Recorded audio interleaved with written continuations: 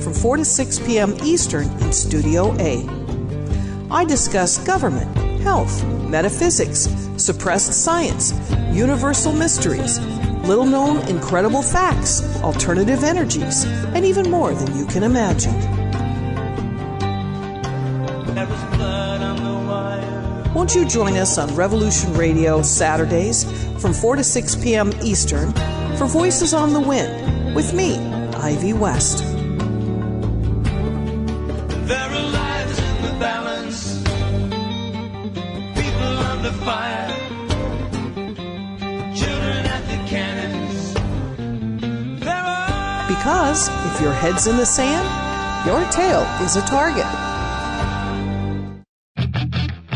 You've just recreated the worst possible nightmare. Fiscal year 1999, 2.3 trillion missing. Fiscal year 2000, 1.1 trillion missing. You'd think with 2 mortgages out, the repo guy's staking out my car, my job on the line. Even when we win, it's just a matter of time before we give it all back. There are serious financial management problems. Are we potentially at a point where we might actually lose the financial system as we know it? And you're standing there and you suddenly realize, hey, I'm still here. Don't be a victim of the current economic crisis. Turn the tables on the banksters, collection agencies, and other crooks. You can stress out trying to find a way to make the minimum payments every month, or you can get them to pay you. Join hosts Jesse and Dave every Thursday at 10 p.m. Eastern Time for What Lies in Your Debt, right here on Revolution Radio at freedomslips.com. Where information never sleeps.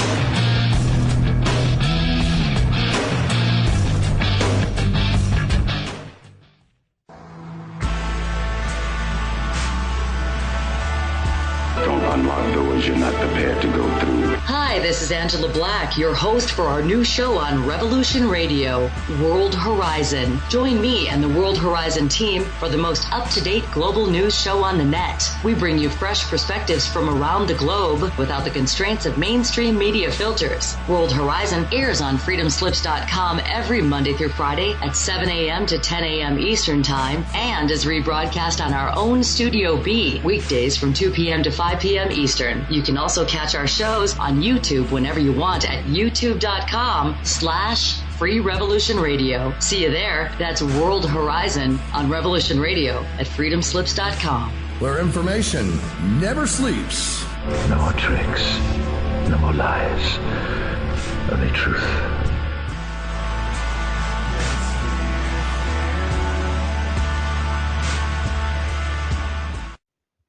Good evening and welcome to Researchers on a Mission Radio. I'm your host, Joe Kiernan. Joining us is our co-host, Dr. J. Dr. J, how you doing out there today, buddy? I'm doing excellent, my friend. How are you? Loving life. Beautiful weather. Fantastic holiday weekend. It's really just like another Saturday night. Feels good. We have a few good guests joining us tonight, but before I begin, I'd like to remind everyone that this is the largest listener-supported radio programming, and it is fully run and fueled by the donation process, which you can find at freedomslips.com. And for a $100 donation, you could receive an incredibly fantastic seed bank of 34,000 plus seeds. It comes with information on cultivation, agriculture, basically everything you need to start over, water filtration, all the tricks for repopulating if need be. So Dr. J, we have a few people joining us tonight, and we will be speaking in regards to the topic of UFO researching. That's right. It seems to be a lot going on out there these days, and a lot of claims that there is a lot of phenomenal activity going on, and it's very difficult for a lot of these researchers to allocate their time to handle all of these cases. In turn, we can't have our best researchers sifting through reports, finding the good one. It's just wasted quality time and research. We will have a few people with us tonight that have been working in the UFO investigation and research field for, between these two gentlemen, we have Kennethhurt joining us.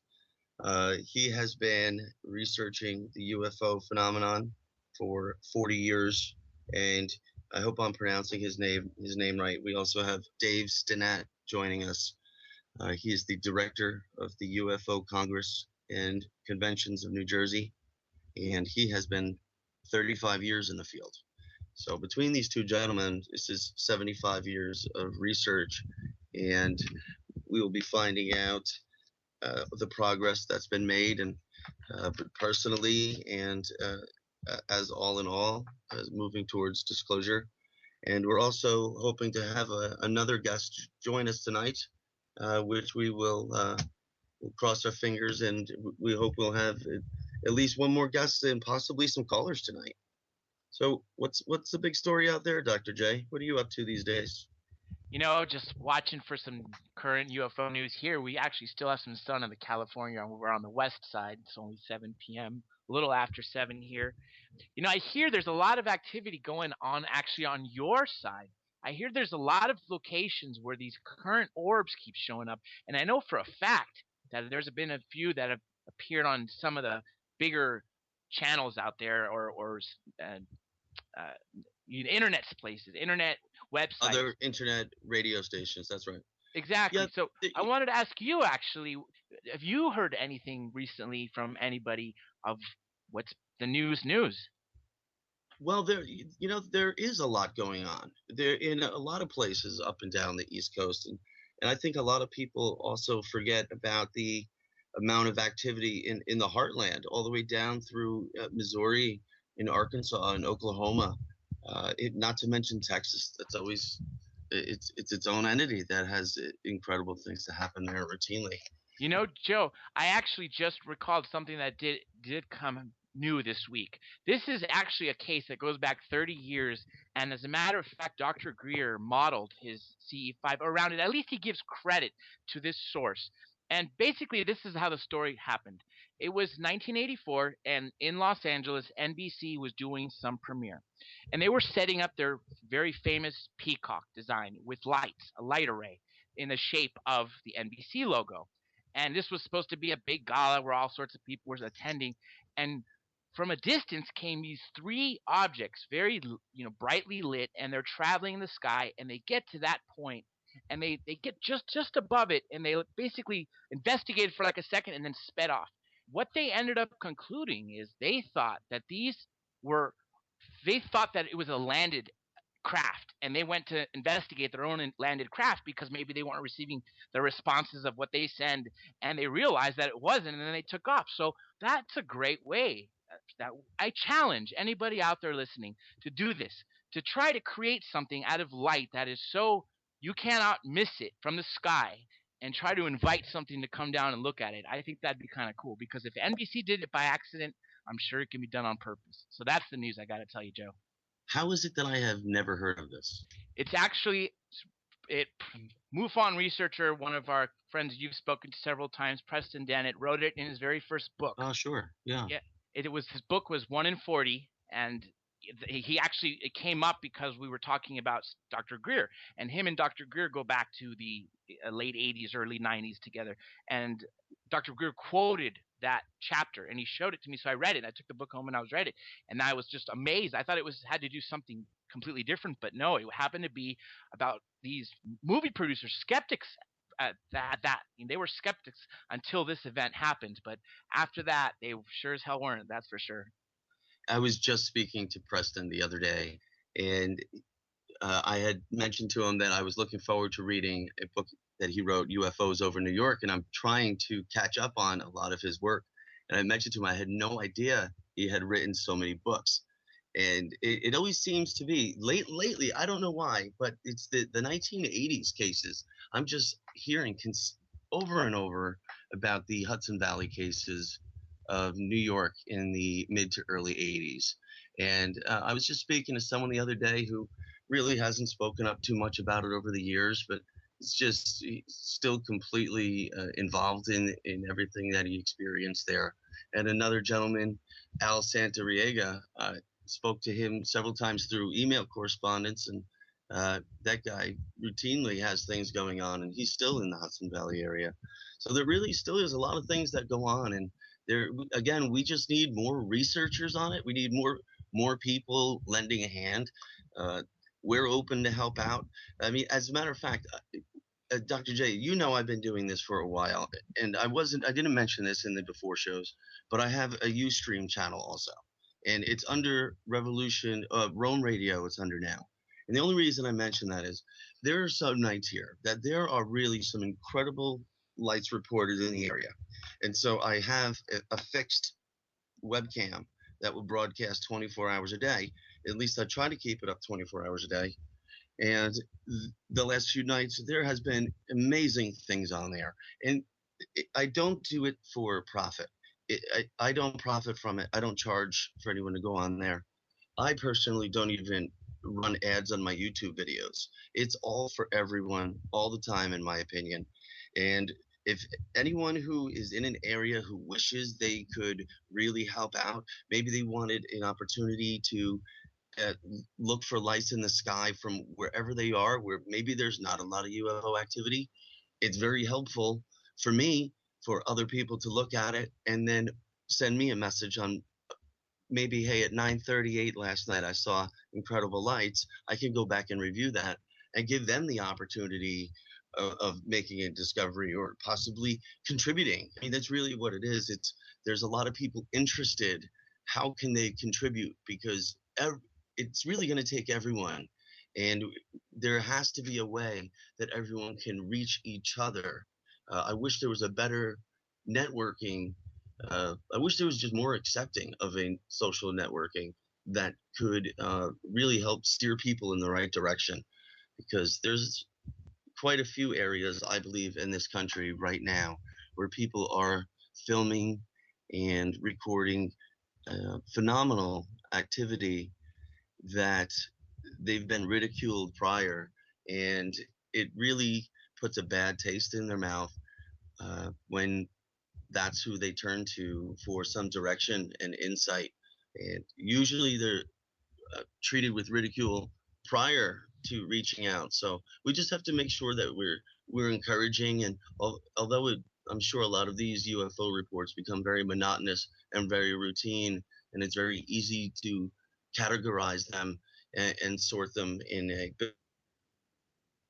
business. This is a different situation because a lot of these people tend to be quite reserved in a lot of their initial reports.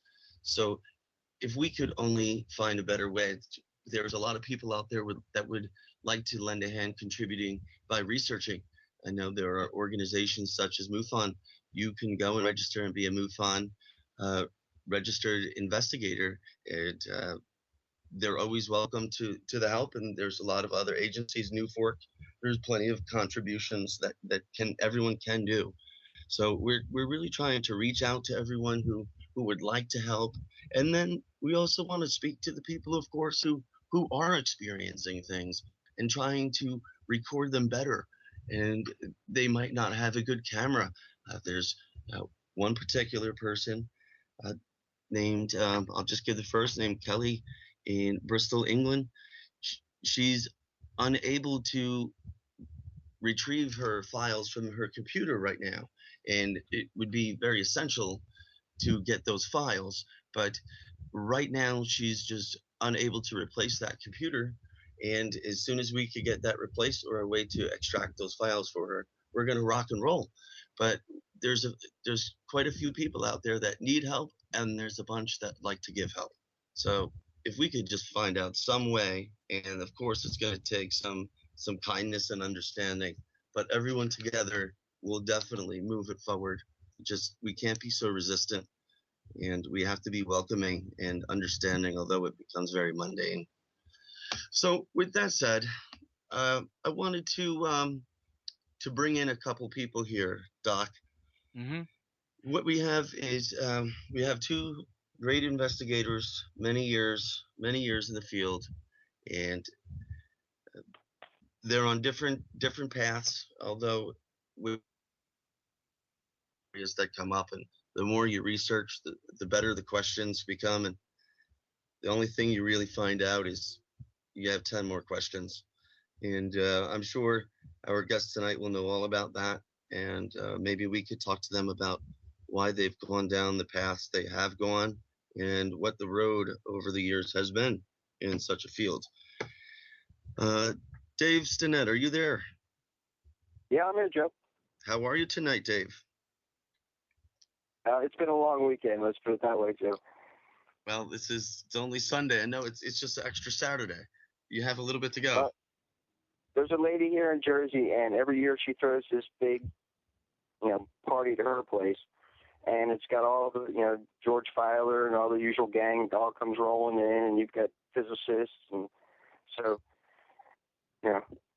So, Dave, those people stay up really late. Well, these are the days. These are the last days of summer.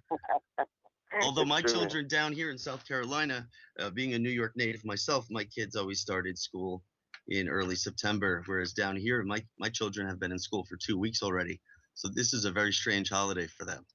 It's a big tourist attraction. So it's a big party here, but they don't quite understand because they're going back to school in a couple of days. Well, it's kind of cool because you get guys like David Jacobs and people like that, and they all roll in, and there's a little, there's people that's been through various investigations, and the inside workings of it. So these guys are going to go have at it before it's all overnight. So everybody wants to stay up to see who's going to go after who. Now, Dave, can you tell us, as I mentioned at the beginning of the show, and I'd like to mention again, Dave is the director of the New Jersey UFO Congress and Convention. Dave, can you tell us, before we really start trying to peel back the layers, can you tell us what it's been over the last year in regards to the Congress and Convention? How did that go for you this year? My last conference was great. As a matter of fact, I mean, I had a full house, but basically, I popped my head up out of field research and was looking for places in New Jersey, and knew that we had a conference here, and the guy who runs the conference has been putting on. I mean, he's had everybody who's anybody in the field, speak. So, fantastic. Knowing that it kind of started popping my head up in his conferences, and going to his monthly meetings, and getting to know all the people, and they basically were like, what's going on. And last year they made me the director of the whole shooting match, basically. So our monthly meetings have been packed at the library in Hamilton, New Jersey, first Wednesday of every month. But attendance has been really good. This whole thing kind of takes a swing. It's a roller coaster ride. People get a lot of interest in it, and it kind of tapers off, and they get more interest, and it tapers off. But things have been really popping worldwide, and I think people are aware of it. So more people are looking into it, see if somebody has an answer for what's going on. Well, has there been a lot of reports in the last few months out of New Jersey? There were a lot of reports about 6 to 9 months ago, and they were down near the Atlantic City area, and they were having a lot of reports of orange lights, orange orbs, things of that nature. Last summer in AC, it was hot. I've gotten a little action here in Central Jersey. I got some of it on vid, which is on my YouTube channel, UFO Junkie David. But got a little action here, and it was funny because it popped up in one of the UFO Facebook UFO pages. And like, yeah, some guy says, exit 9 on the turnpike. I was like, yeah, that's close, but it wasn't where it was at. But I mean, New Jersey, by and large, hasn't. I mean, we used to get a little bit of action here, but it's not an action. It's not an active state by and large. And it seems like Atlantic City gets a few accounts from time to time. But well, I know New Jersey's a busy state, and most people, they go to work, they go home. It's the long days, and you're inside. It's the most populated state in the nation. So, I mean, our skies for viewing are horrible to start out with. Well, there's an awful lot of planes over New Jersey as well. It's northern New Jersey, southern New Jersey. I guess you're having fairly good Central Jersey. I was just down in southern New Jersey a few months ago, just outside Philly, and there, at any time it looked like 5 planes were landing. It was incredible. You know exactly what I'm talking about. Oh, yeah. wild. I mean, basically what I've done is I've made the conference more of a research-based conference or a researcher-based conference, or say guys in big cases who have have a real story that the Rendlesham Forest guys. They've kind of taken the investigation over into their own hands, and Jim and John have been friends for a while, so they rolled up to give their first East Coast talk at my conference last spring, and it was a good time. We had a great time, and people got a lot of great information. And as a matter of fact, Jim and John are, once the book is released, as a favor for being so cool, they really enjoyed themselves here. They're going to swing back around when they're in New York, swing into Jersey, and then really give everybody the complete lowdown on what happened out there. Oh, that's fantastic. That'll work out really good for you. That's great. There was a few things I wanted to specifically get to, but Dave, can you tell us what got you started in the UFO field? What was the catalyst that got you going? As a kid, I mean, I'm almost 50 at this point in the game. My whole generation grew up on, UFOs, Bigfoot, and ghosts, crying out loud, And I always thought Ted Phillips had, like, the coolest job on the planet, And I'm fortunate now because Ted is a good friend of mine, and, I get invited down to his area. Missouri is always hot, it seems like. It's always got a lot of action going on. But it's always been one of those things, and at this party last night, I was talking to this woman, and she was picking my brains because I guess I was the resident authority and things. And I was just like, it's still one of the things that fires my imagination. It really puts, in order to do ufology properly, you have to know pretty much every discipline that there is. You have to know your history, your archaeology, you have to know your biblical stuff. You have to, there's so much, it touches on so many fields that, I call it 360-degree ufology. And I'm lucky because I've got guys, like I said, like George Filer and George Hansen, and Grant Bethune was part of the conference, Congress. We've had great researchers in the New Jersey Congress, so I've been fortunate because I've been able to see these guys and talk to these guys and eat and hang out with these guys. So you can pick their brains, but you also get a better flavor of what really goes on in ufology, and the ufology that people generally get, on YouTube and Facebook isn't the real deal. Most ufologists and people do a lot of field work because that's the deal. You find out where it's active, and you travel there on your own time and your own dime and your vacation time, and you're eating skinny and living skinny all week long, so you have money to go to this, an active area and try to film it and see what's going on, see if it's, it's what you think it is, and it's busy now. I went out to Arizona to film Travis Walton's first lecture in Snowflake, where all the people ridiculed him. I was like, this is going to be good. So Steve Pierce, which was one of the guys in his crew, was like, well, let's try it out. So I was like, all right. So I flew into Provo, and me and Steve Pierce drove to the conference, and I dragged in a couple of the other crew that were with them that night. And you also realize that those guys don't really all get along with Travis very much, but I was planning on going and filming down at the Four Corners, but I was fortunate enough where Travis actually took us up to where he was actually abducted, to the actual site, and Steve agreed with it and everything. So we actually went from the spot where he was abducted to the first telephone call to where Travis called when he got returned, to the county seat to where they were polygraphed. So I managed to get interviews through the whole process that they experienced, and it just fires you up. I don't know how to say anything else. It can be very exciting, but on the other hand, it can be like watching paint dry, because you come to somebody calls and says, I had some big red ball floating around my neighborhood, and it happens here like every other night, and you'll go there after work and sit in that neighborhood with your night vision, and nothing will happen. And then the night that you leave, people call you and say, hey, it was back here tonight. Why is that, Dave? Why is that? That is so common, but it's so relative to me. I could understand that, but why is that? After a while, you get like little spidey senses. about when it's going to be hot and when it's not going to be hot. And Allison is only a couple hours away from my mountain house up near Penn State.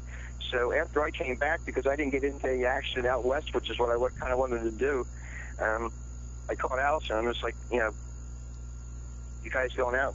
And Allison, me, and Ken got together, and we rolled out to Allison's hot spot. And I mean, we no sooner got into the area, and it was popping. And there was one right there as we were coming in, and we all, stopped the car and scrambled for our cameras, and we didn't realize it because we're all jacked up. This guy comes out of his house and he goes, "Hey, what's going on? Why is everybody on my lawn?" And I kind of pointed up, and he's like, "What's that?" So Allison had to soft sell this guy what we were doing. That we're filming and researching what you're looking at. Right. And but the rest of the night, it was popping. And some of the time, some of the stuff you can see, some of it you can't see. Allison would use her really good, third generation night scope, and say, "Hey, there's one over here," because you couldn't see it with your eyes. And hey, Dave, I don't mean to cut you off, but I'm glad that you're on this topic here of Allison. And for all our listeners at home, Dave, you're referring to Alison Kruse in the Pittsburgh area, correct? Correct. Okay, her YouTube site is Seeing UFOs PA. If anyone wants to go and take a look at these videos that Dave was just mentioning, she does have fantastic videos. Dave, I also have Ken joining us tonight. I'm going to try to bring him in a moment here. And Ken also, I believe you have met Ken before, Mr. Ken Hurt, is that correct? Oh yeah, Ken was out with us at the same time, so it was Ken, Allison, and myself out filming these things. Great. Ken, are you there with us? Yes, I'm here. Can you hear me? I can hear you, but you're very quiet. Okay, let me get the phone up closer. How's that? I hear you a little better. I have Mr. Dave Stinnett with us. Dave, is that correct? Is it pronounced Stinnett? Yeah, you got it. Okay. Well, you could just call me Dave. You got it, Dave. You got it. We were just touching on the activity out by Alison Kruse, out where you are there as well, Ken. Can you just set up for us what the experiences have been there prior to Dave arriving there? You've been dealing with that area for a little while now, is that correct?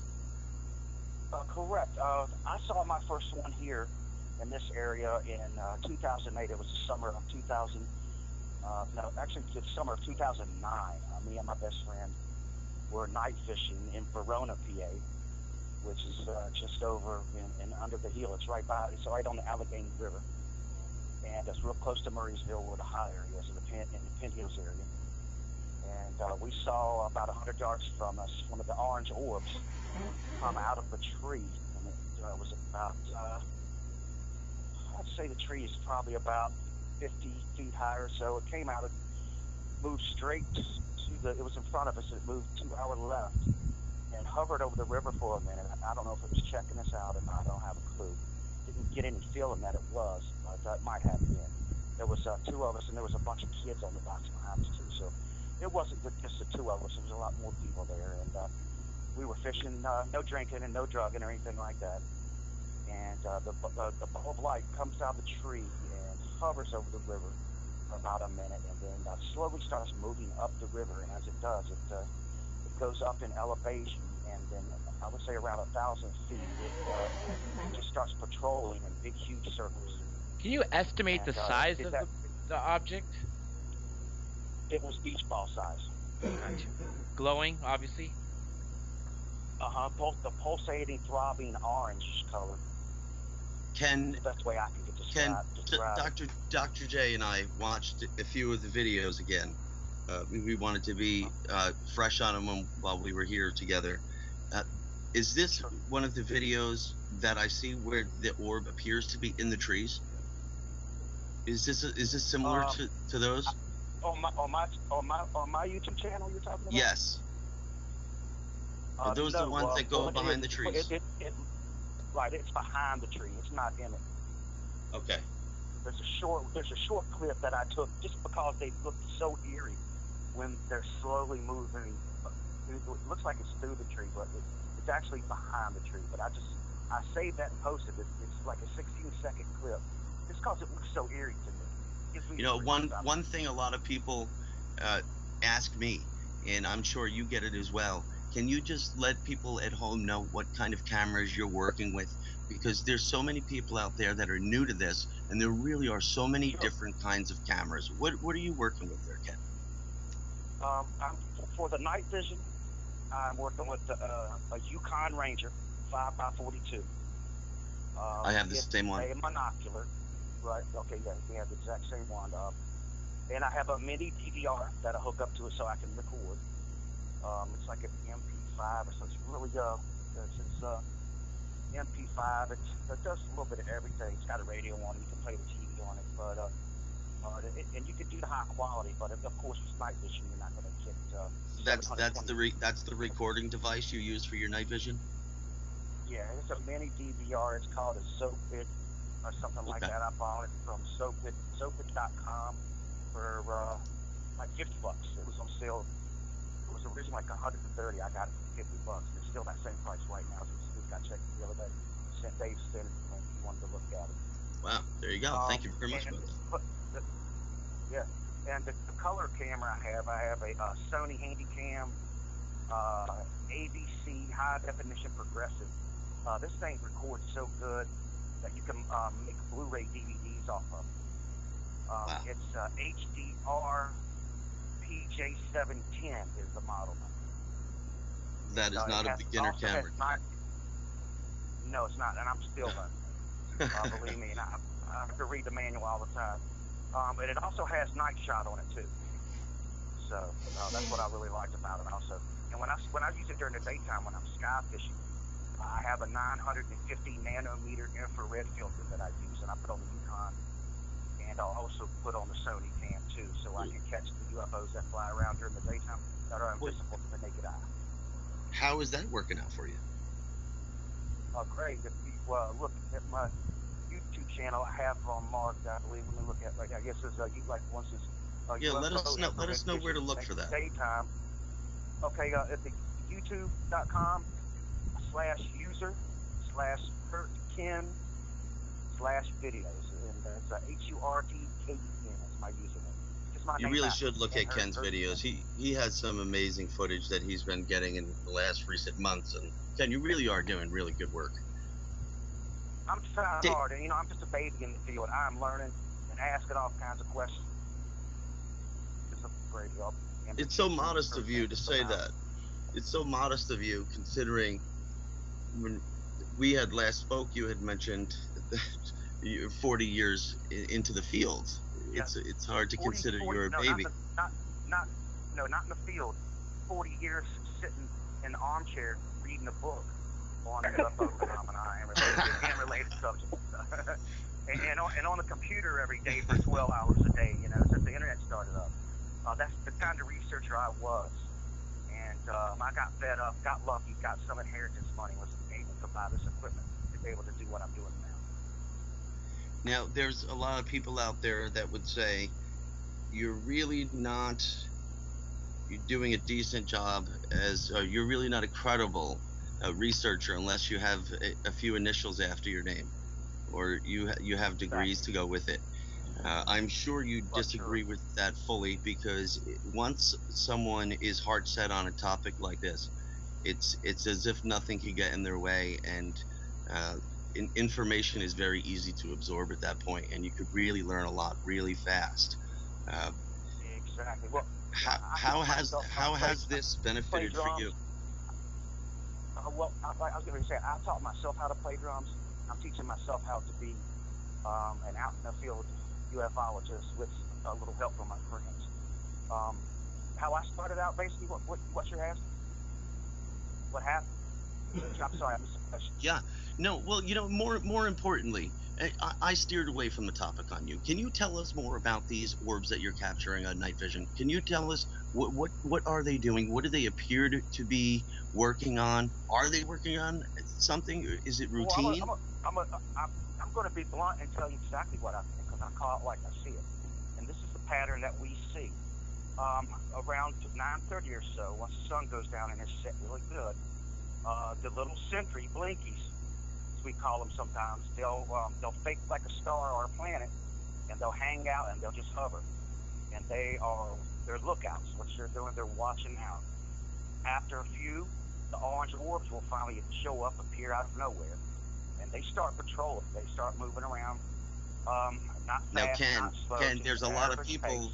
There's a lot of people out there that say 99% of these claims of orange orbs is something military, flare, or just a small little military. Do you agree that's possible? Go ahead. Some of it, sure. Definitely anything's possible. I'm sure some of them are. The ones that I'm seeing out there with my own two eyes, seeing it on a flat screen or watching a video is nothing to compare to seeing it with your own eyes open and what it's doing. If you see anything like the ones I saw, I agree. I'm telling you, if we had the technology of a little ball of light falling out in the sky real quick, looks like a bubble, and then somehow turn into a beach ball sized ball, throbbing, pulsing light, that's the way to describe it, and then start patrolling around while it has lookouts, and then morph into a fake helicopter or a fake plane. I don't see why we don't rule the world right now. We should be if we have technology like that. You know, we have Joe? Yes. I was going to say, that one film, one clip you put up the other night where they just kind of one illuminated after the other, and it was like a triangle. Yes. That's also another characteristic. It's another characteristic we see all the time. They just kind of blink in, and they'll hang there, and then boom, they'll blink back out, or they'll blink in, they'll travel a little bit, maybe they'll drop a couple little smaller ones, and they'll case the place and swing around, and then return back to that, and they'll travel a bit, and boom, they'll blink back out. So you put up that one footage the other night, and I said, I want to see more of that. Yeah, I remember the exact one. I remember that comment. Yeah, I do remember that video. That happens frequently. If you go to my YouTube page, it's under my name, Joe Kiernan. You can see a lot of these. Just type in anything with orange orbs. And I really didn't want to spend much time talking about that. But in relative, Dave, these orange orbs, they do just that. And although I also have decent camera gear, it really doesn't quite show you how close these things really are. It's very hard to give any kind of depth perception on a light in a sky, and I understand that. And I'm just working really hard on multiple cameras, multiple angles, so we could possibly get a measurement on it. Well, the thing is, people are out there, and they're going to beat your brains out over this. That's just how this field works, and you're going to have to get used to it. And everybody out there who gets into this and gets up off their stuff and goes out and does this stuff like we do it, you're going to have to take. You're going to have to take the flack, and I tell people, and they'll wail on you for that type of thing on your YouTube channel. Like, there's no perspective. We can't see if there's trees or there's mountains. It's like, listen, I'm telling you what's going on here. This is a take or leave it proposition. This is what we're getting. This is a raw footage. You can decide for yourself. But we're going to put this up there, and the trick is, Joe, is just to capture as much data as possible and get it out there. And that's what everybody across the world is trying to do right now. And I think it's starting to have an effect. People are starting to realize, hey, there's a lot of this going on. That's very, very good point, Dave. And I hope we can really find a collective way. But Ken, are you still with us? Yeah, I'm here. Ken, we have a question a question from Al in the chat room, and he wants to know how do these lights make you feel? Is there any emotion or empathy attached to it? Oh, most definitely. I get excited and sort of loud. Alice has told me to take the mic down quite a few times. Loud as in excited? My voice, yeah. I will raise my voice, as I'm talking and asking her questions and explaining what I'm seeing and ask her if she's seeing what I'm seeing. I get really excited. I guess it's because of the adrenaline. Is it just excitement for capturing video, or is it excitement as in just a joy that you don't know where it's coming from? Is it? Do you think it's emotionally fed to you? I think it's a little bit of both. Okay. That's Dave, the best of my knowledge and the way I feel. I think it's a little bit of both. It's more on the I think actually getting the evidence. How many times have you seen these orange lights you were just describing? 4 times, and I care to imagine. Yeah, really. I mean, every time that me and Allison have went out, I've gotten lucky, and they've showed up for me. Dave, when you also went out and met with Allison, I believe, how many times have you just met with her in recent times? No, the way I came across Allison was it was back in 2008, and I was in Washington Crossings, and it was early, 7 o'clock in the morning, but Bluebird day. I was standing waiting to go up to my cabin. I was grabbing a friend to go up, and 2 huge craft crews right in front of me, and I was having a smoke, and I'm thinking, great, I don't have my camera with me. So I start tracking them across Pennsylvania. I go on the web, and I'm looking through all the various pictures. I come across the picture of the 2 things I saw. I said, there they are. I said, who's this? And it was Alison Kruse. Well, Allison was getting hammered by everybody. She was just getting hacked. People were just all over her case. MUFON was doing what they do best. And so I figured something had to be going on. So I gained her confidence, and she found out who I was, and I went up there and found that she was a very intelligent woman, and she had some really great footage, and she took me out, and I go out there, periodically, and she's got just exactly what she said she has. So basically, everybody she's had enough people out there at this point putting stuff up for everybody to know that she's got a hot area. The problem is now if we get some of the the UFO national organizations to drag it up there and confirm some of this stuff. I know she's had so many people through there, credible people with fantastic gear. I really don't know how much better gear we can get in there sometimes, but Allison has great gear. I mean, most of the field research, independent guys like myself, and I've been, when Gulf Breeze is happening, you would go down to Gulf Breeze. When a spot was happening, the UFO researchers in my time would go to where it was happening, and for the life of me, and Alice and I giggle about this all the time, in the 80s, if this was going on in the area like it is now, everybody and their brother would be there trying to film this stuff. But Allison's got a good area, and it's like we're pulling teeth to get people come out and see what we're seeing. And you get some of these guys are like, oh, you guys are filming helicopters. I'm just like, here's a helicopter on like really crappy night vision. I'm just like, and you can tell generation scope that Allison has. You can read the numbers off the side. So, and then you realize your equipment is better than the stuff that the national operations are giving their guys. And you realize you're already behind the 8 ball, even if they do come out, because they have to use your equipment to see what you're seeing. Yeah. Well, you hit it right on the head, because I've drawn attention here, and hopefully it's not the attention that's coming isn't an attempt to put all energy into discrediting what these videos are, because a year ago I only had a little pocket camera that I think my wife and I purchased for a wedding.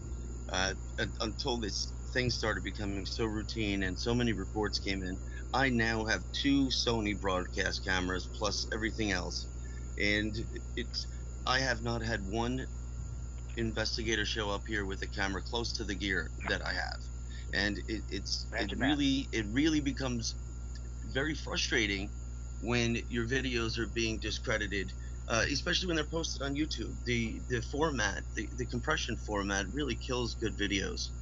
And I don't know what better. It's not going to take a camera. Cameras, you could forget it, because in the beginning it was, Joe, you have decent footage. You need better footage. You need more footage. Now it's almost that I have too much footage, and it's becoming unbelievable. So I really don't understand what it's going to take.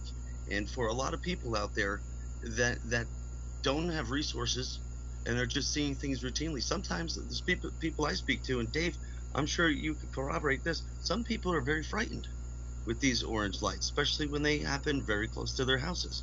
They become very frightened, and sometimes they just want some assurance from someone that, to your knowledge, they haven't attacked anybody or caused any harm. I've been doing field work for a long time. I understand the characteristics of these things.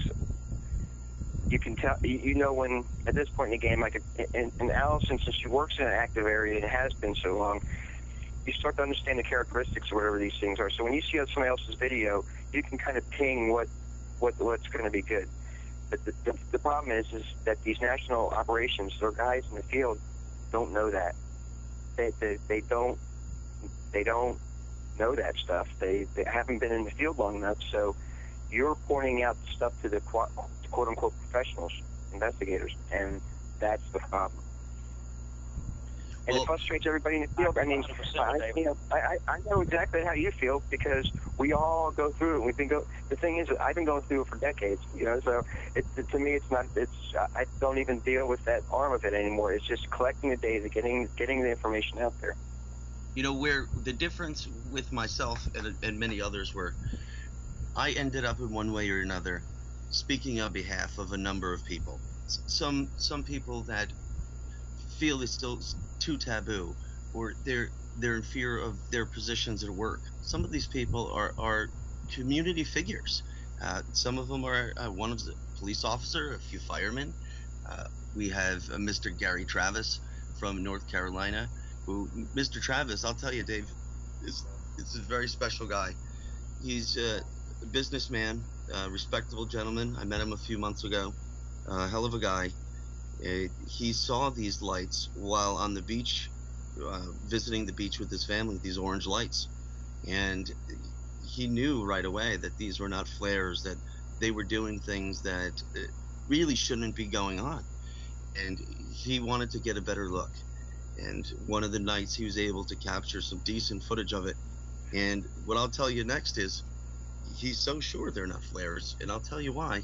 He's well trained with a lot of these flares. He's been a pilot for 30 plus years. He owns his own plane. He has his own video. And when I met Mr. Travis, he had told me that one particular evening while he was flying his own personal aircraft, he saw these orange lights not far from him, just about 2 miles off to the left. And instinctively, or I don't even know if it was an instinct, because I don't know, hopefully it wouldn't have been mine, but he banked his plane hard and put it full speed and gunned it right at those lights. And he said they took off away from him so fast, it was and this is a gentleman who knows the air. He's familiar with all kinds of signal flares. He has great equipment in his plane. He's familiar with all of these things. And when things light up very, very low and in areas they shouldn't, and they start maneuvering around each other and going into triangle patterns, or one pattern I see often is a rectangle. I see a constant rectangle, maybe on average once a month, and every time I see it, it happens in the same place every single time. I've never seen it happen anywhere else, and I've captured it.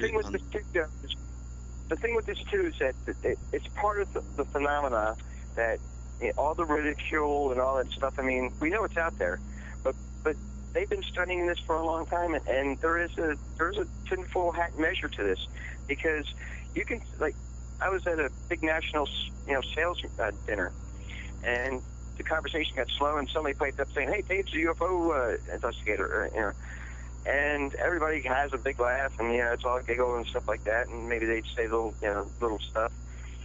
But when the table breaks up and everybody kind of goes on to just socializing, every one of those people will come up to you and give you their account, and and you see how this works. I mean, there's something innate about this where people don't want to either deal with it or something. I mean, I've taken girls out when I was in my 20s to active areas, and you'll get people. I mean, you just put it into people that either get really scared of this. It really freaks them out, and they want to go, and they want to go now. And you get people who are, "Ooh, no, that's really cool," and it doesn't seem to bother them. And you'll get other people who will start to cry, like they've just lost their monkey, and you're like, "What's going on?" But it affects the phenomena. It affects everybody differently, and maybe that scares people where they don't want to have to deal with it, and they don't want to have to talk about it. And I have a ton of these people that I deal with, and these are very intelligent people, but they're like, I wasn't sure what I was seeing, and I didn't say anything to my husband, and he was sitting in the seat right next to me, and the husband hadn't said anything to her, but later on, finally, she confessed. The husband was like, I was thinking the same thing. I didn't want to say anything because I thought you'd think I was crazy. So it's all part of the phenomena. It's every researcher will end up having their frustration point where they're just like, what goes on with this thing? If a saucer landed in the middle of traffic on rush hour, people wouldn't be concerned that there's a flying saucer there. They'd be concerned because they want to get home so they can watch a Knicks game or something like that. You know, and you wonder what's going on here. Why is that part of this phenomena? Why isn't it getting more press?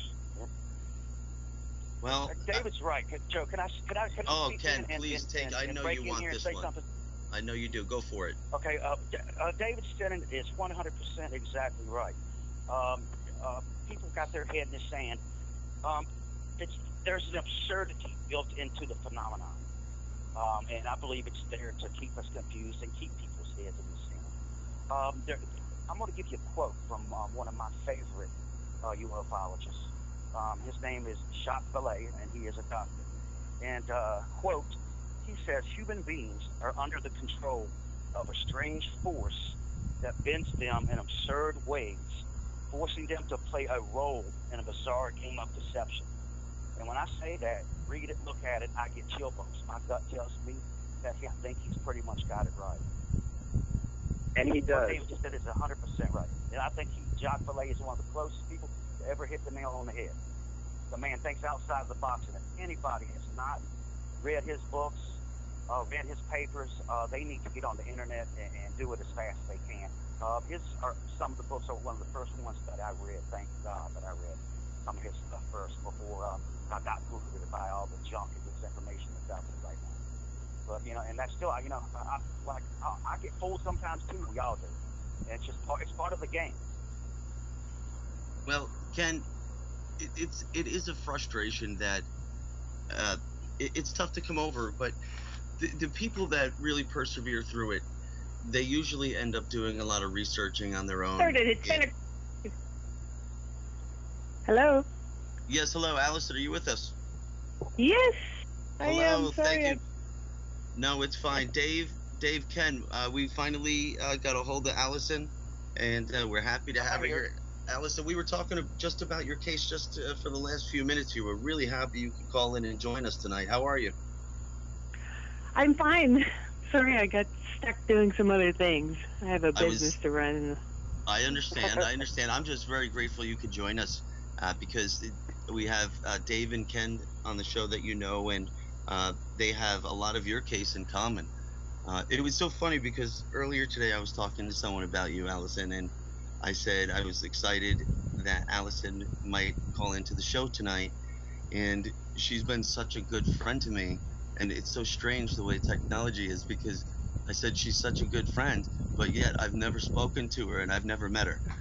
But if you could all hang out, we're just going to take a break right now. We'll be back in a few minutes, and just stay tuned and stay with us for Research on a Mission Radio.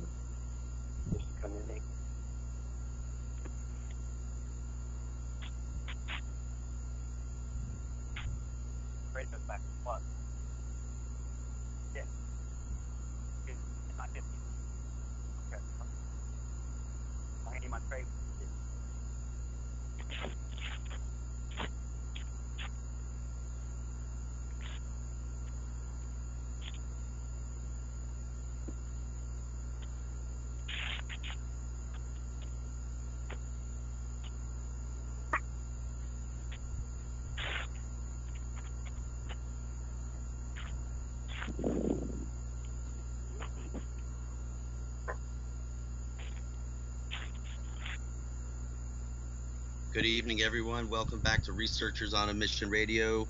I'm the host, Joe Kiernan. We got our main man, Dr. J, on the West Coast. Dr. J, are you still with us tonight? Absolutely, and of course. Oh, well, it was a long break. I had to run to the restroom myself. Well, everyone, before we get started again, I wanted to remind everyone this is the world's largest listener-supported radio programming, Donations are accepted on freedomslips.com. $100 donation will get you a wonderful seed pack. Basically, it's a breakout bag with everything you could need to break out and restructure. Joining us tonight, we have Mr. Dave Stinnett, Mr. Ken Hurt, both of which were telling us fantastic things. And now we are joined with Miss Alison Kruse. Miss Alison, are you still with us? Yes, I am. We are so happy to have you here, and I know you are a very busy person. Can you just let the listeners know a quick breakdown? I guess even more so for myself, because we've only really been exchanging emails and messages on YouTube now for a year or so, but you've been at this for quite a bit longer than that. Can you tell us real quick a summary on how this all started for you and how we moved on to what's driving you today?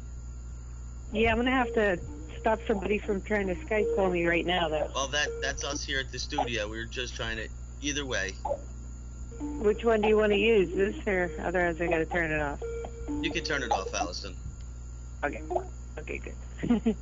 Sorry about that. Let's see.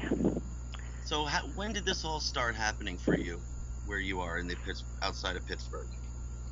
Well, I tell you, if it wasn't for my daughter talking to somebody on the phone at like 3 o'clock in the morning to her little friend, she's the one that saw a red pulsating, glowing, what ended up being a disc with a ring of white lights around the bottom.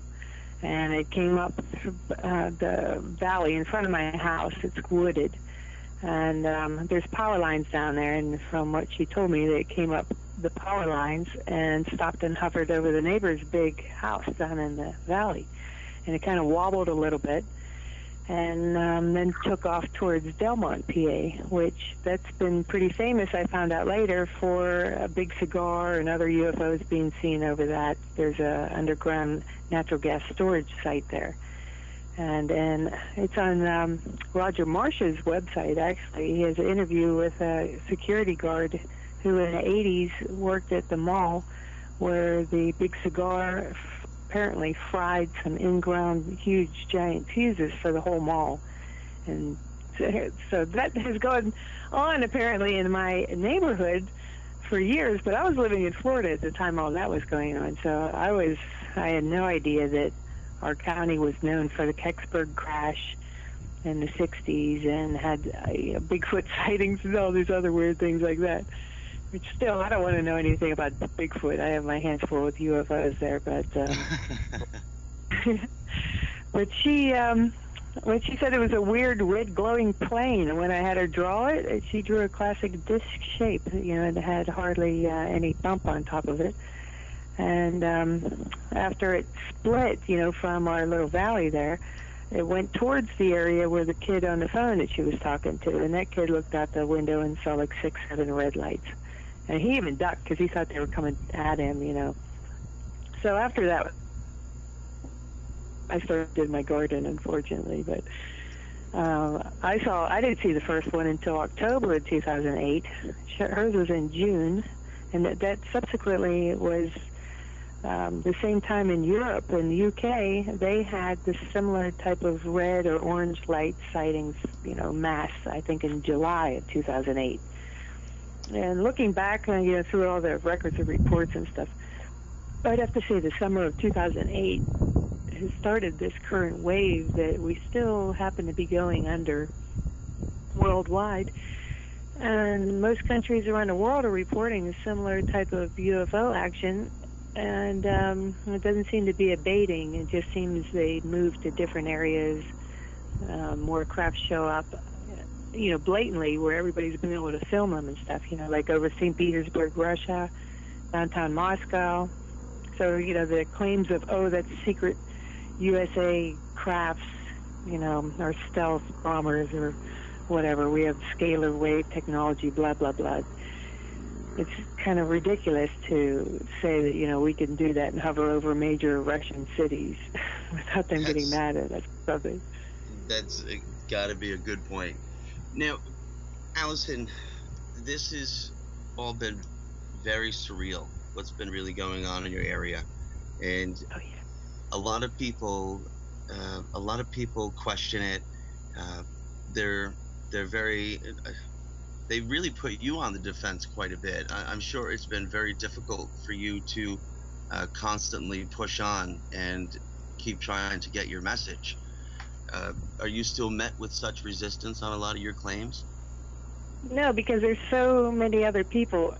I noticed early on that everybody that was reporting this type of activity was singled out and then hit with all kind of debunker, telling them that, oh, you saw, our scalar wave technology, blah, blah, blah. It's TR3B craft, and you're seeing Chinese lanterns and stuff like that. And they would pick on people one at a time, the same people, until they discouraged them. And they'd start with the insults and hacking their channel and stuff like that, found false copyright claims. And I saw that before I even posted the first one, and I was prepared to take it because I'm sorry, this is just too exciting, and it's history in the making. I think that's to let somebody, ridicule you and try to make you feel bad, so you shut up about it. I know. I don't know why it happens, but it sure does, and it did happen to me in the beginning. And you were one of the people for me in the beginning that was very encouraging, and I think it was your encouraging words, and you were asking me a lot of questions to see if it was any relativeness to what you were seeing, and it was driving me to look for other things, and made it more interesting because the more I looked, the more I was finding, and I couldn't believe how many things I had been oblivious to. And I know you have helped a lot of people, and Ken and Dave had fantastic things to say. Now, have you made a lot of progress, do you feel, in the avenues of doing a lot of your own private researching? Have you been researching and looking into things that really isn't customary between other UFO investigators? Well, I pretty much, I went with a blank slate and just tried to apply my logic skills to it. First, I started poring over all the past reports, going back to like the 70s, because that's when I heard that these are similar crafts. So I ran across many instances that sounded similar because these things, they can morph their shape. People would describe seeing one shape and somebody, a mile away says, no, it looked different than that. And it just took all like building a puzzle. You have to look at every piece, and then you try to fit the pieces together. And the main thing that I found that sounded the most similar was the famous Pine Bush, New York cases, and that was investigated in depth. And I still haven't read the book because I don't want to taint my own findings, in case they're different. Is that Hynek's book? No, that's with both of them. I think she did it first, and then he discovered her stuff, and he found that they were doing fake mimic engine sounds, as well as what might turn out to be holograms and not physical shape-shifting. From some clues that I'm getting, I wish I had a higher ISO camera like the new Canon 5D Mark IIIs that are out there. ISO is like 25,600 as opposed to my 6400 ISO. And the cameras they keep getting better and better. And had I not gotten night vision, which I have to thank a pioneer in the field, his YouTube name used to be Navajo Jimmy 38 or something like that, and then he was UFO NV. And he closed both his YouTube channels, but he still has the online forum for sky watchers called UFONV for nightvision.com.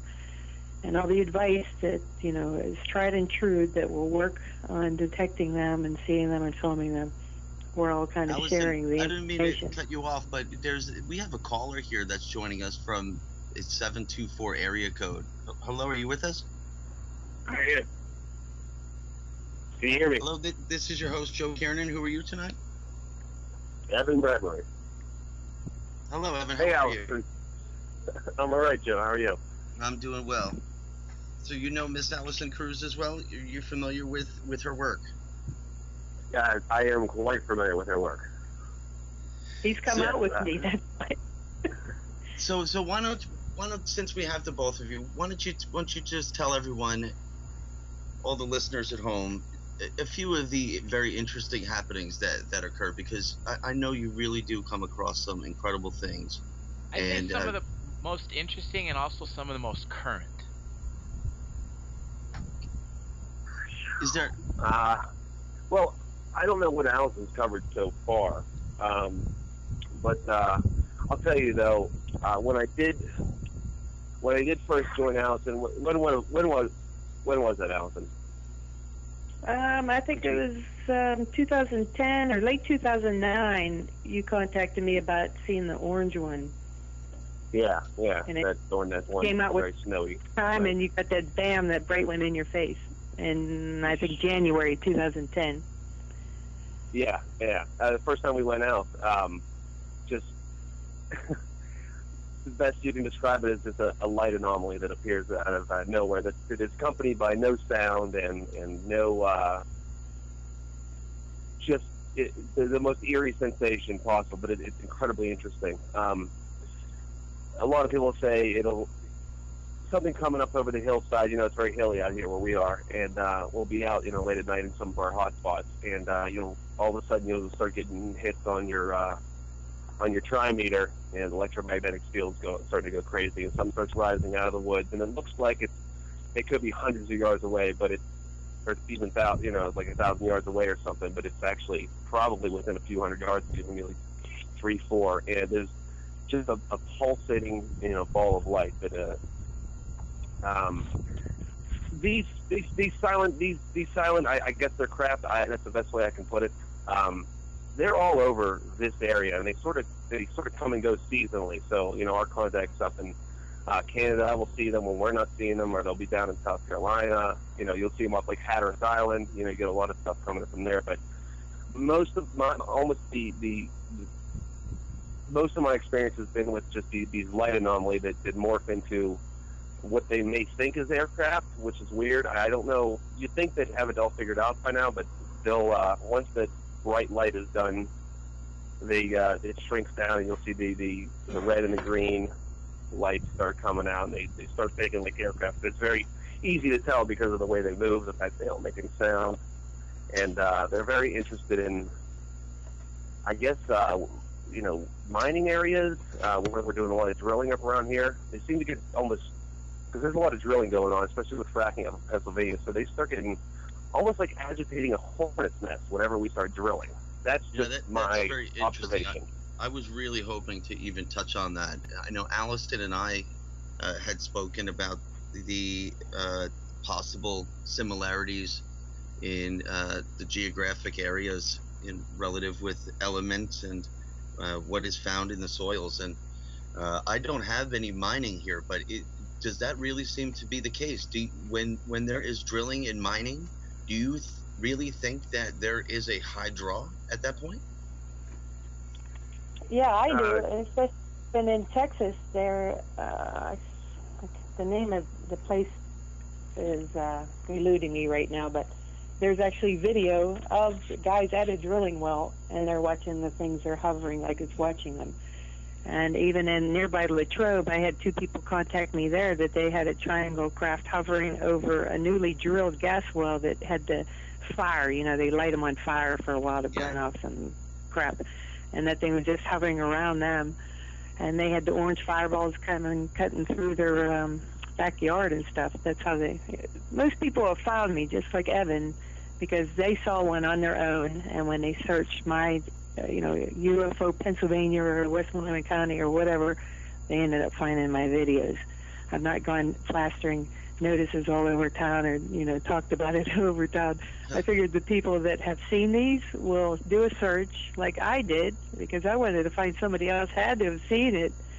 And then when I found nobody has, mentioned it, except for maybe some written reports, I just thought it was my duty to try to film it for all the people that, are probably agonizing over the fact that they didn't get to film it.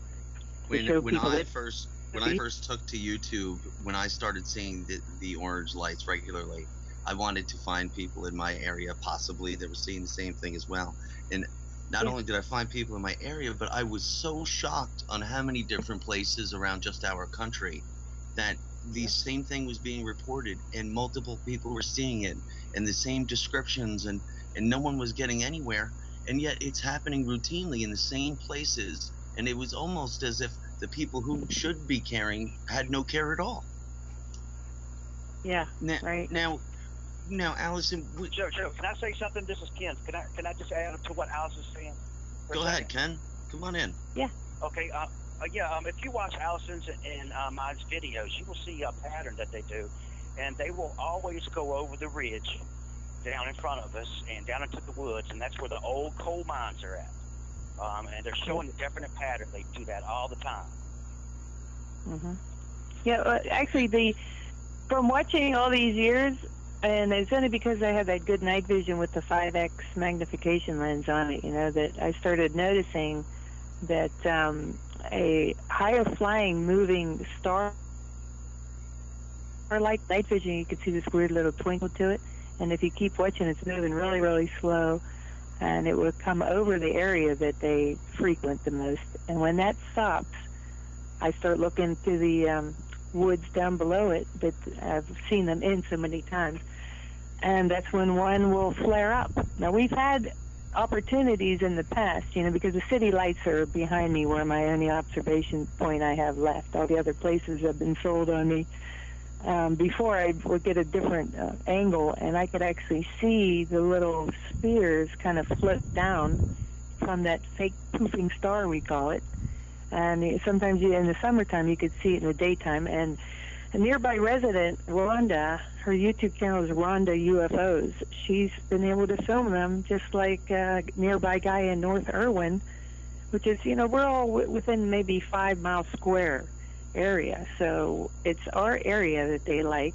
Now, there's a landfill right near those coal mine woods, and that's rumored to have nuclear waste from Westinghouse Nuclear Research snuck and buried at the bottom of it.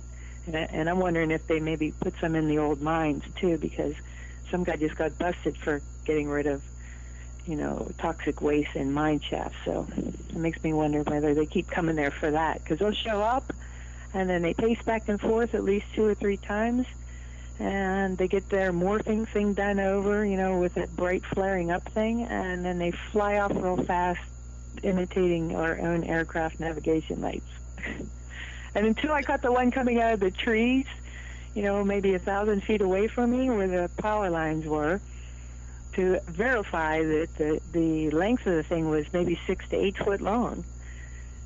So I had seen that across from my house, but I never caught that on film, that these crafts, whenever they turn from the fireballs, I'm not sure whether it's a stargate. We like to call it a stargate because we don't understand how something small, maybe 3 or 4 foot in diameter, like a plasma sphere that seems to have energy inside it like a Tesla ball, can flare up real bright, and either a craft is morphing from the material that's made out of, or it acts like a stargate. I've heard Bob Bigelow talk about Skinwalker Ranch. And it's scary enough. It sounds like a lot of either the same technology, or it might be the same ET group, because they saw inside of one of these spheres when it was flaring up, and they said that it looked like there was another world they were seeing into. So I wish I could get to talk to him and have him come and verify whether these are the same or not. And it's because, too many other sightings and scary stuff that's happened down in Missouri, for instance, with Ted Phillips' famous case. He calls it Marley Acres, and people have been pretty much attacked, and a pickup truck was shoved into a barn, and people pushed to the ground and stuff, and 2 dogs that chased after one turned into piles of goo. So I don't go running after them anymore. Yeah, I've spoken to a few people that worked at the Marley Woods cases, and they were very similar in nature to these orange lights as well. How close do you think you have actually gotten to these orange lights, Allison?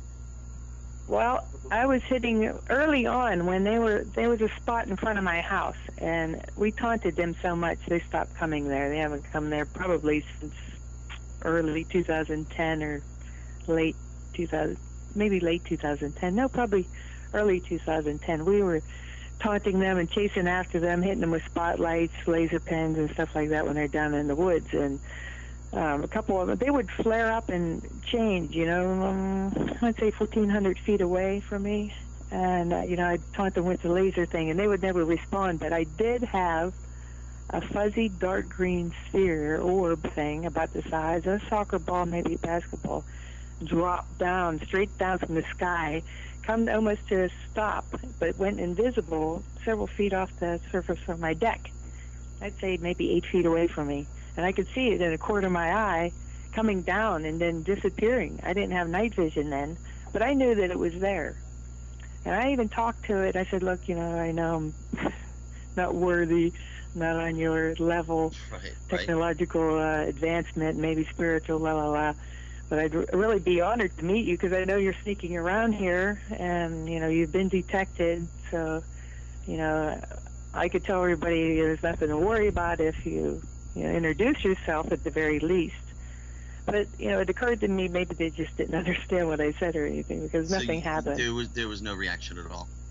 No reaction at all, no. It was like it came to see what I was doing. They don't seem to be interested in was a threat. Watching, or either they don't care, but they seem to have a job to do, clearly, because they're so systematic with everything they do. Yeah. But they don't seem interested in being watched or being contacted at all. They have some sort of job they're doing, and I have a guy that killed to know what that was, but they're not interested in telling us anything about it. Oh. Yeah.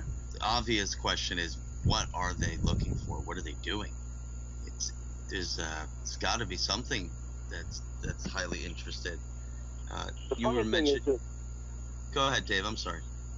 I was going to say, the funny thing is, I was talking to Ted about this, and there seems to be like a demarcation line.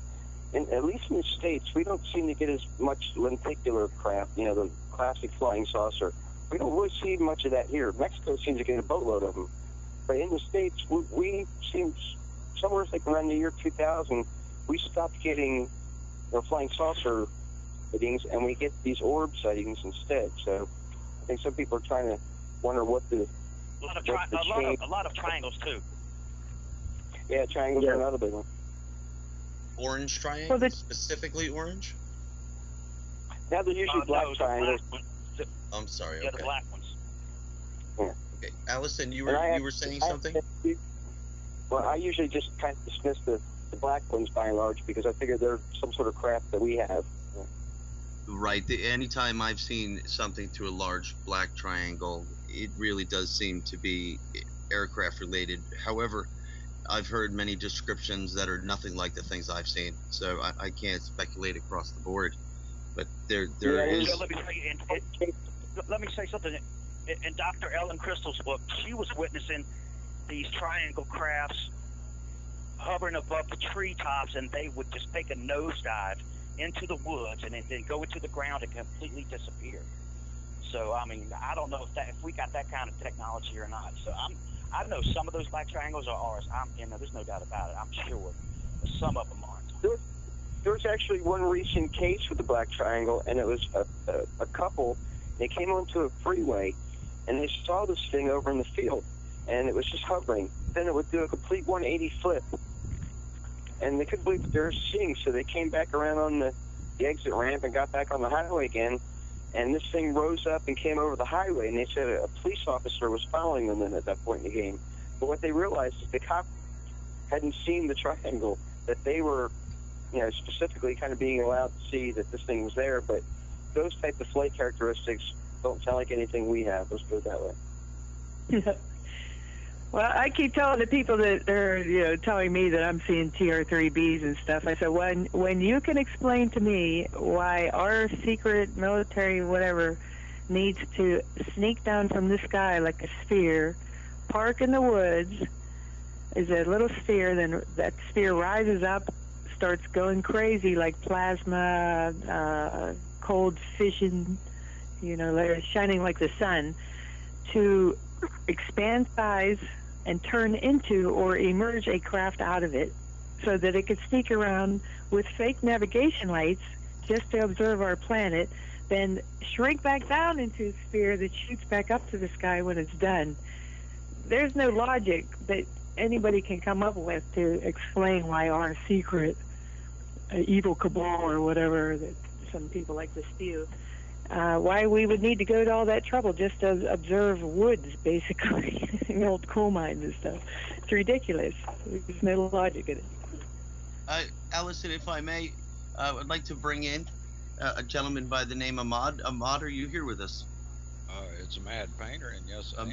Mad, I'm sorry, sir. How are you tonight? Yes. Have any of you considered that these things might be actual living entities and not spaceships, or yeah, it's possible. Plasma balls? Yeah. My thoughts. If you hold on,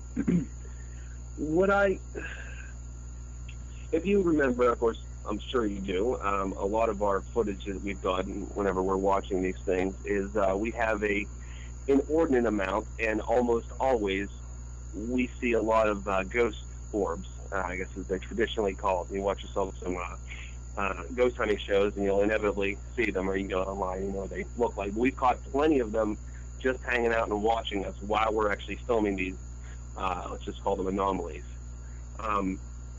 That was one of the things that brought me to the thought that these, you have the UFO or alien phenomena, all the supernatural stuff in your UFO hunting shows and your ghost hunting shows, but I think these are, this phenomena, I believe, is just one in the same. It's all part of the same, I would suppose,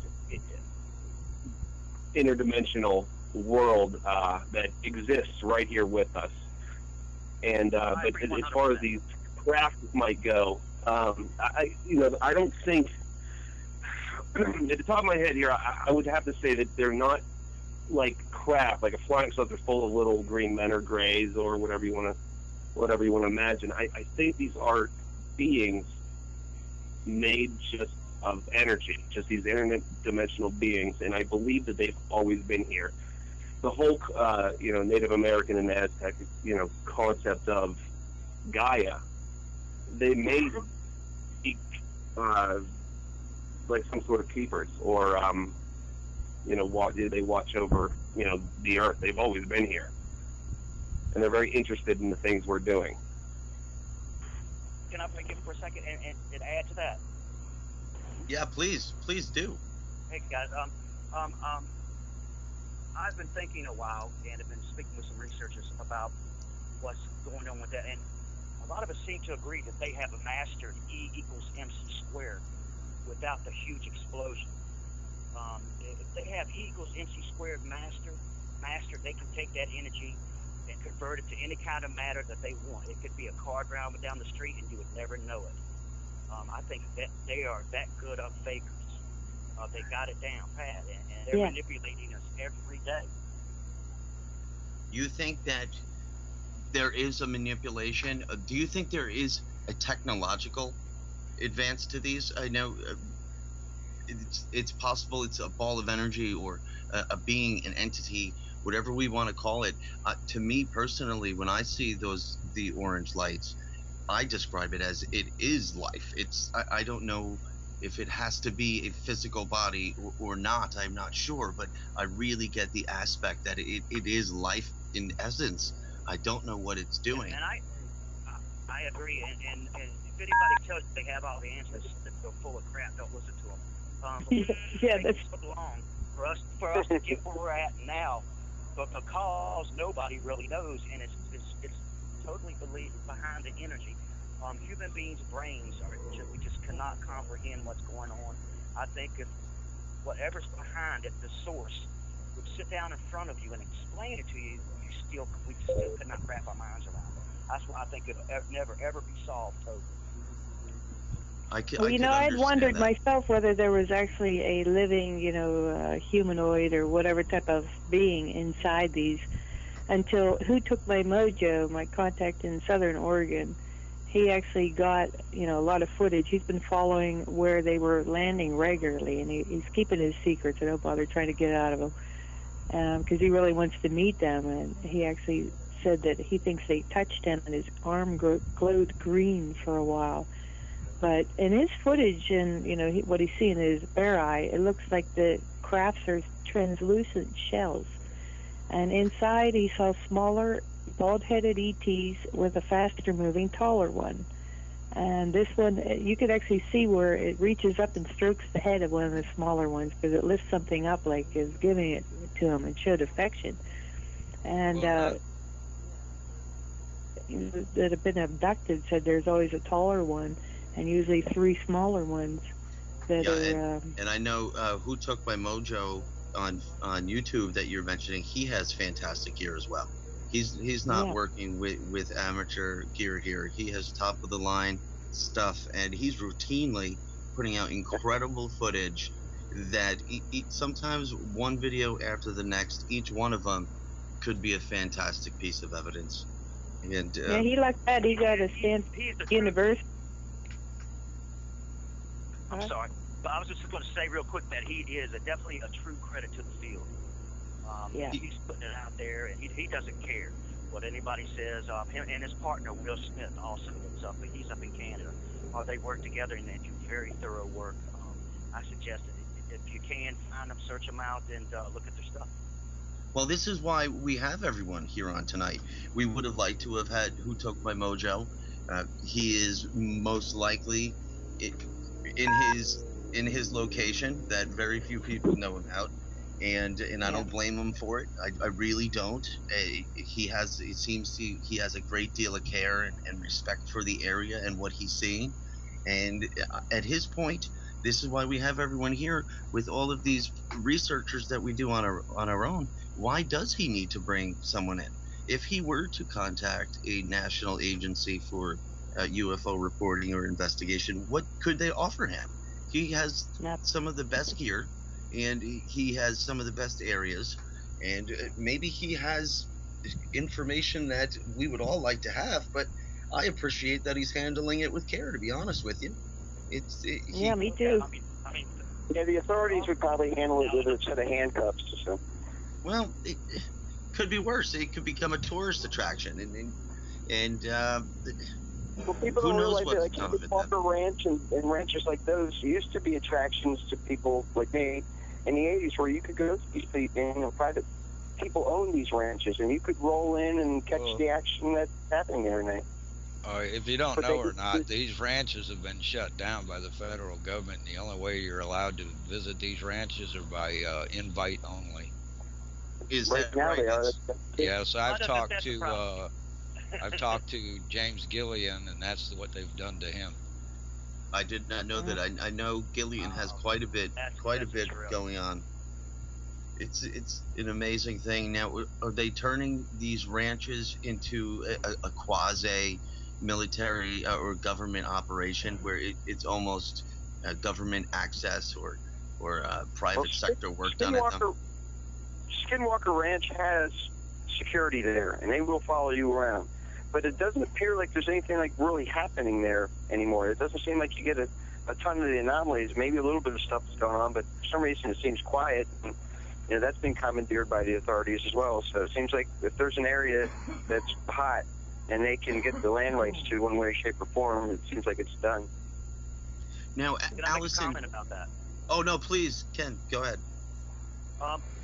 Bigelow or something that just bought out MUFON, bought also the Skinwalker Ranch, and yet Jesse Ventura, his conspiracy theory, his last show was on the UFOs and MUFON and the Zillionaire that bought them out, and right after that his program cut, so he obviously stepped on some toes.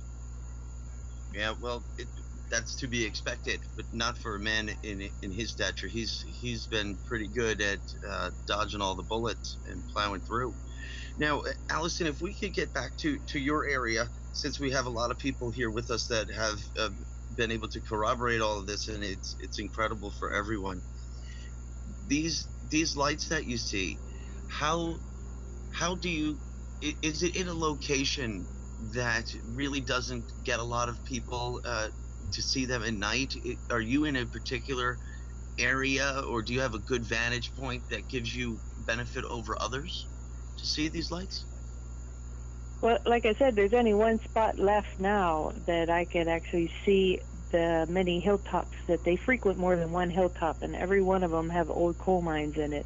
And actually seeing the aerial maps with no leaves on the trees on Flash Earth maps, I could see the patterns of the collapsed mines under that, and it seems forth over those collapsed mines whenever they do show up.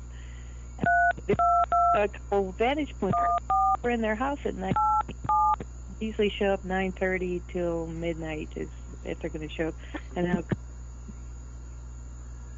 well, we're losing Allison a little bit. Ken, are you still with us, Ken? Yeah, I'm still here. No, it's all gone down. Well, Ken, imagine that getting cut off when we're talking about the O phenomenon. That happens. Well, you know, it was interesting. My next question to Allison was going to be if she's had any disruptions from anyone stopping her on her research. But I think I answered my own question there. We're going to try to reach Allison again. You know, she is a very busy person, and we all know her research is very commendable, and I surely appreciate it. But and I'm saying she's an absolute sweetheart, down to earth, salt of the earth person too. Well, you know, I hear wonderful things. Allison, are you here with us? Yeah. Allison, we lost you. There was. You're welcome. You know I mean it. There was some funny noises coming from your end. It was. Oh, geez. Are you hearing? Are you having problems with your phones? No, I was only hearing when more than one person talked, and it was kind of getting crazy. Right. Well, we really only have 15, 20 minutes tops here on the show. And Allison, I was really hoping to find out more about your area. There's messages I'm receiving here that wanted us to, basically they're asking, what is your geography like? And I know you've already mentioned that with hilltops and mines and old coal mines. I know you and I had discussed, Allison, in geography in regards to a lot of the elements, and I had mentioned in my area where I am trying to get a little better of a vantage point on these lights. The geography and element compounds are very, very high in carbon, and a lot of the rare elements, the transition metals, is iridium, uranium, osmium, which is really strange because there was also very high levels of microspherules and nanodiamonds that were also present, and they're not found in surrounding areas. They're only found in the exact areas I'm interested in, and all of these were being found in your area as well. We know carbon, the old mines have plenty. Carbon has tons of microspherules and nanodiamonds, and I'm wondering if the iridium layer is exposed up by you. I know it is here. We don't have much altitude here, but I would be very interested in learning if there was any correlation in the interests of those elements, because it does seem to be the case for me. Well, we have high radon gas levels here, and you know the radium, uranium, mercury, aluminum is real high. There's even a pond down the road it's so high in aluminum content you wouldn't want to swim in it. But I found on an old map that we have a rare crystal called Wurtzite, Wurtzite. And when I looked that up, you know, Googled that, the Navy and everybody's researching that because it has the ability to withstand high voltage electricity. Interestingly enough, these orbs, I've even got a picture of one racing to or from my electric meter, where in the AM hours, they cut power to my house. It sets off the burglar alarm, and it wakes up everybody up in the house. Another guy lives around the corner, right in the valley that they're crossing over and hiding in all the time with the mines. He's even called the electric company, who's come out and checked and can't find any reason why power cuts would be happening. And guess what? Those power cuts only happen during the times that there's activity, UFO activity. The clear sky nights mainly is what they prefer. And they travel up and down the power lines. they're sucking streams off the power lines. I've seen that. I had a video that I could see it on my big screen TV in the original, but YouTube cuts the detail down, so Yeah, it sure does. You're missing a lot. Have you experienced a lot of brownouts? Or not a full blackout where just power dims down a lot? Does that occur for you? Yeah, but I couldn't say that it wasn't my air conditioner making a big draw or my hot tub or something. But when the power goes chunk, chunk, and comes back on, that's, and it only happened in the AM hours. And we even had we have that low frequency hum, almost exactly similar, which is also heard in Largs, Scotland, and I don't know, about 4 other places around the world. Yeah. And there's no, the German researchers tried to do a sound test on the people that could hear it in Germany, and they think that because they can't pick, even in a soundproof room, those people are still hearing it, and they think that perhaps older people maybe get a crystal on their pineal gland is the explanation, and that acts like a radio crystal perhaps, and it's really a radio signal that we're picking up. And the pineal gland, our third eye, you're referring to? No, not third eye. I don't know what you call it. I really prefer just to call it. I sure don't call it that. No, I've been hearing a lot about that in the last few weeks. It's funny you should bring that up, though. But now, Joe, I have a question for Alison real quick. Please go ahead, Ted. The orbs suck electricity. Alison, I remember seeing that video. And is it the little golf ball white-size orbs that are doing that? No, they're about soccer ball. Is about the smallest I've ever seen them. And I could hold my roof cam. I got a $300 roof cam that has illuminators that go at like 220 feet. Yeah, but when I'd see it, when them flying around your house. Yeah, when I'd see that on the roof cam, I'd run out with a flash camera and hold it over my head and make it flash, and I could see it bounce off that sucker real time, 30 feet off my. One time. Yeah. Right. You said that when you were taking pictures of me and David that night, and you were getting orbs around me. That was just how strange. Now, just real quick about one night I was camping. It was 1 a.m. I couldn't sleep. Turned the radio on. I know it was 1 a.m. because the news comes on at the top of the hour, and Coast to Coast AM was coming on. What a coincidence. And about 10 feet away from me, I noticed a flash out of the corner of my eye, peripheral, as I was lighting a cigarette, and kind of freaked me out. And I looked, and as I started to turn back to look back away from it and back inside my tent, I saw a small golf ball size milky white orb come out of the ground and fly up into the air and take a sharp right. And then a second later, I saw one clearly come out of the ground 10 feet away from me. And it might have stayed an inch above the ground for about a second, and it took off again real fast up through the trees and to the right. So that's why I asked Alison. I was just wondering if it was small golf ball sizes. Well, there was a dirty yellow one. When we tried to go in after, I could saw what looked like a cluster of bubbles against that solid dirt hillside in my valley, where the power lines and cable lines run that they suck off of.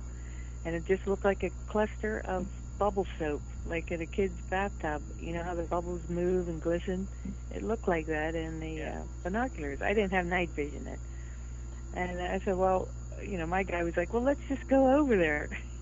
So we go over there. It's like 1:30, 1:45 in the morning, and all we have this tiny little flashlight. And we tried to go down in the valley in the back of the yard of the people's house that, we had access to that part of the woods. And some kids were around the fire, and they didn't want to come with us. They're like, no.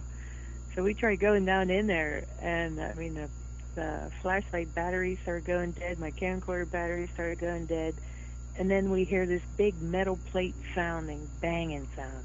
Down in the woods where there's nothing that could make a sound like that. We're bang, bang, bang.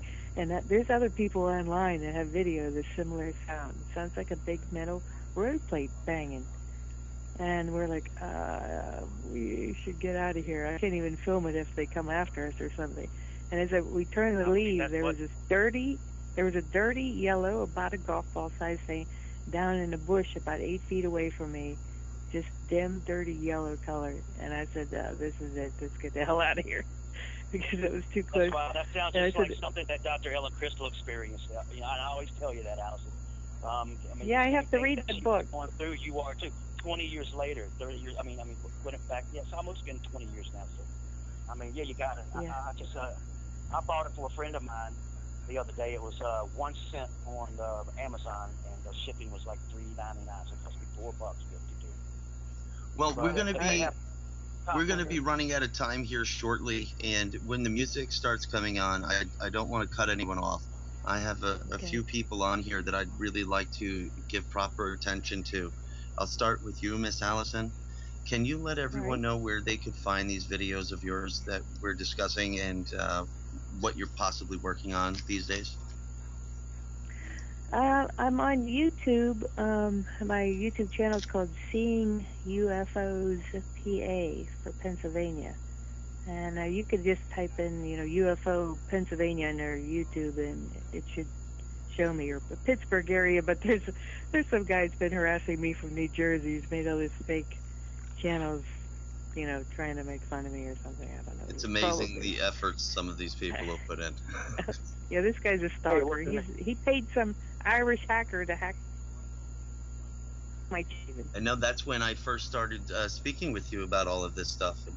And my wife and I, you had said it was hacked. You lost a lot of videos. And one of the first videos we watched of yours was where you had an expedition, per se, where you had a lot of people with you in the woods with night vision. And there was the orb in the trees that was going around. And it was over the guy's head, and he didn't see it.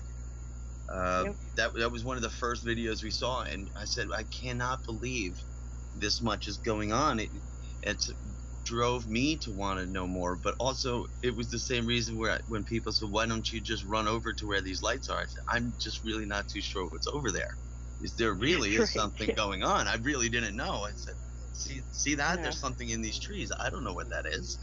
It's really incredible footage that you've put out, and I really think everyone should really go and take a look at it, because Allison has been working really hard and doing incredible work, and people really should start paying attention to what's going on in that area and what she's doing, because she's really putting a lot of things together that other people don't even think of considering in regards to evidence. I know, Allison, you're very good on getting your FAA reports and knowing what was where. You're very thorough on all of that. Yeah, I can't do anything else, but I need a real spectrometer to analyze the lights. One of the guys that was helping some other researchers said that there's possibility that the element yttrium was one of the fuels that was producing the light on one that was flaring up real bright. Because a lot of people say, oh, that's just an airplane on approach or something. But if so, then the spectrum on the diffraction grating should match, halogen or xenon, light bulbs or something. Right, from the light waves alone, it should be able to distinguish what element it is, right? Right, but these are multiple elements, and when they sparkle and they flare up multiple colors, they're throwing out different elements when they're doing that, because when I take different slices of the spectra, it gives me, a different graph on. But I need a better thing, than something used for solar or, looking at stars, because this is obviously not no one else generated. is really doing is pioneering work that really needs more attention, and it's a shame everyone can't collectively work together and pool our resources. Well, the Hestdale in Norway, Norway scientists, they are trying to do it. I wish I had, a branch here that I could, contact that. I've been in touch with and comparing notes and things with Erling Strand, the Hestdale Norway scientist, and we're trying to figure out what we could use, and he's given me some advice on some other equipment. But of course that all costs even more money, and I've put out over $20,000 in equipment now just to share it all for free. I'm sure, and I don't know what else you're gonna have to do. You've done so much work. I guess really I'm grateful, and I know a lot of people are for what you're doing. You've helped me and inspired me a whole lot to keep pushing on, and your questions to me helped me find out a lot of things. So I know I thank you on behalf of everyone. I really thank you very much for joining us tonight too, Alison. I know you're very busy. Dave, are you still there with us? Oh, yeah. Dave, can you let everyone know before we run to the end of the program where people could find out more information on the activity in your area, or possibly how they could get a hold of you and attend one of the conventions? Yeah, as a matter of fact, our next conference is going to be November 9th in Hamilton, New Jersey at the Hilton. We haven't put the entire speaker list together, but so far it'll be Linda Howe, Grant Cameron, and Jose Escamilla. It'll only be a one-day conference. We're going to run a short conference in the fall and a two-day conference in the spring. But they can get a hold of us at you can contact me, or you can go to the website at NJ or www.njufosc.com. And if you want to contact us, the contact button goes directly to me. So if you have a sighting in New Jersey, feel free to get in touch with me. Excellent, Dave. I really appreciate it. It would be nice if I could make it to the fall convention as well. I know. What month is it in, Dave? November 9th. November 9th. Ironic. I will be in the Northeast that week. Maybe we could see if I don't run your father's or MUFON conference. I mean, everything. I'm running what I call pants pisser conferences. They're mostly researcher heavy, and it's getting out the real stuff, and it's not the good old boys UFO club, coming around to sell a load of books as usual.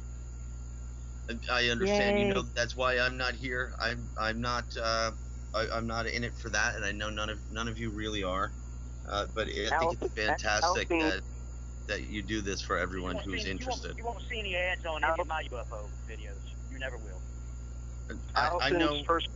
Alison's first lecture was at one of my conferences, and I'm probably one of the few, if only conferences that allows her to show what she has, which I think is a crime. Well, thanks, Dave. I agree with you 100%. There really needs to be more attention on what's happening right now, and if we could only pull everyone together, the whole collective mind of everyone, it's incredible what we can do, because we find out a lot of things about cases from 50 years ago that frankly I really don't even care about. They're fantastic stories, and they do help build credibility towards other things these days, but we really need people hitting the ground and researching these things that are happening right now, because you're welcoming so many people with an opportunity that they can't get anywhere else. And I'm astounded that there aren't organizations, Alison, that wanted to come in there and get a real close look at what you're seeing, or possibly go to where these things are. I would love to be able to lend some assistance to you, but you have incredible gear, and I really don't know what it's going to take. Well, actually, I have a list of what it would take, but it's going to take probably several more $1,000s for remote setups to be placed, to triangulate the area of activity, because they obviously detect us humans, and they don't show up whenever we're trying to sneak up on them. It's impossible. Do you think really needed is bigger public awareness of it? Yeah. I agree, Dave. I agree. I don't even know why it's still so taboo to talk to. And the community is fairly small by and large. But I mean, like I said, my monthly meetings are packed, and people are coming out now, and this is you kind of hit it with when the iron's hot. So. Yeah. I mean, there are a lot of people out there that are interested. We